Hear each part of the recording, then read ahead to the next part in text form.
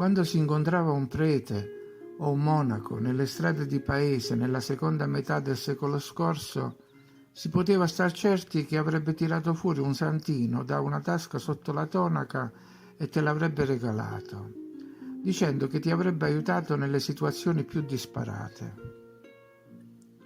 Credevo allora che non servissero a niente quei modelli minimalisti. I santini infatti mostravano figure miti e gentili, che non potevano certo competere, per esempio, con le figurine dei calciatori. Ora invece la penso diversamente.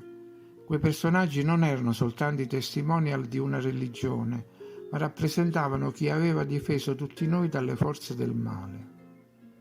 Un male oggi così presente. E molti di loro erano dei giganti, e dico giganti non a caso perché lo erano davvero.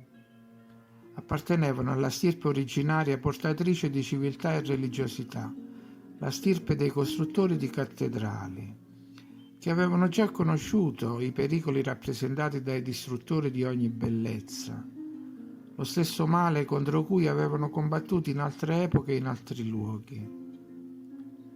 Leggendo qualche biografia di santi, vediamo che le notizie su di loro sono incerte, sia sulla nascita sia sulle terre o gli imperatori o i re sotto cui avevano operato. Questo significa che la loro collocazione temporale è molto più antica ed è stata riadattata secondo le circostanze.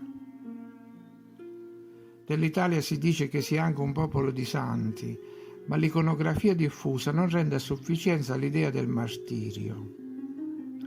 Di San Francesco cogliamo il rispetto per la natura, negli altri vediamo esempi di dolcezza e amore.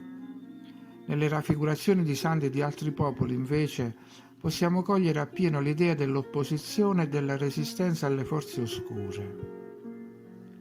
Il messaggio che la morte fosse preferibile al dilagare del male è immediato. Affrontavano il martirio con consapevolezza. Se le chiese, le cattedrali, le moschee erano, e in parte sono, i luoghi per la preghiera e l'unità nella fede, ai santi era delegato il compito di vigilare in prima linea. Noi abbiamo sradicato il pensiero del martirio, ci siamo arresi e non vediamo più il problema, ma se la guerra appare perduta ricordiamo almeno gli eroi.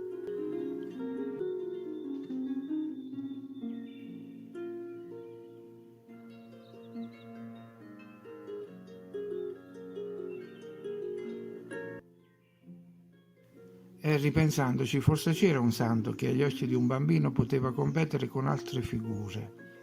Era San Giorgio, l'uccisore del drago, un santo guerriero.